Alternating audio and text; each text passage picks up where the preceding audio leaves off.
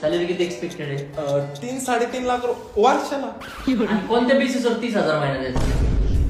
कोणत्या बेसिसवर म्हणजे 11,000 रुपये भाडे मला घराला. बायकोला आयब्रो वॅक्स, बायकोची ब्युटी कमी नाही झाली पाहिजे, नवरा ड्युटी करून मिळाला तरी चालेल.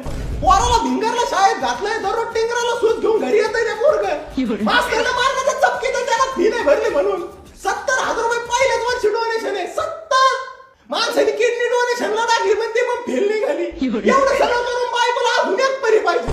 परी झाली, त्या परीचा दवाखाना करू माझी टर्रे झाली. मग परी काय अजून परी व्हायला? परीला सोमवारी पिवळा जुलाब, मंगळवारी काळा जुलाब, बुधवारी काहीच करीत नाही. परी तापली, परी शिंकली, परी धुकली, परीची ढिरी फुगली, परीला वापत्याने हे करायचे का? परीने घरी यायची वासना नाही ठेवली माणसाला. एवढं सगळं करून तुला सांगतो, माणसाच्या जीवाला काही खाऊ वाटलं काहीतरी हॉटेलमध्ये जाऊन तर तिचे पाहुणे कोणून नेऊन टाकतात घरी, काय माहिती.